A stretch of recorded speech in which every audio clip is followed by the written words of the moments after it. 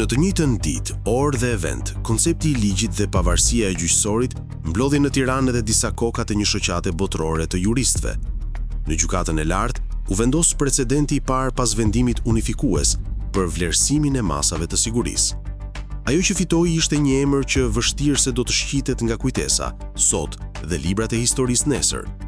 Mirlinda Karcanaj, drejtoresha më jetëgjate e epokës Rama, e cila edhe pse akuzohet për organizat kriminale, fshihje pasurie dhe korrupsion pasiv, fitoi lirinë nga arrest shtëpie në detyrim paraqitje. Efekti i sadushit u ndje për lindën e Akshit. Në të njëjtën ditë e madje orë, në sallën e Pallatit të Kongreseve kryeministri Edi Rama tërësisht i çliruar, jepte leksione demokracie si një dashunor i drejtësisë së re, se si sundimi i ligjit dhe pavarësia e gjyqësorit janë elementët e rëndësishëm të demokracisë dhe Shqipëria po e aplikonte me shumë sukses. Jam i vendosur se asnjëherë, së bashku me shumicën qeverisëse, të mos lejojmë të cënohet ajo çka është projektuar dhe të mos lejojmë të rënohet ajo çka është ndërtuar në paketën e një sistemi të ri dhe të pavarur drejtësie, tha Rama. Brezi ynë përballet me një situatë më komplekse, ku duket se autokracitë tashmë po bëhen funksionale dhe demokracitë po lodhen.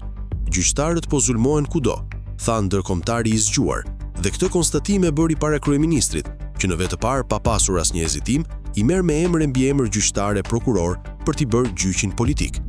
Pavarësinë ta përplas në sy edhe Shalkuqi që i bën temena simboleve komuniste, sot hedh në qafe dhe veladonin e kryegjyqtarit të vendit dhe del me vendim unifikues për vlerësimin e masave ekstreme të sigurisë.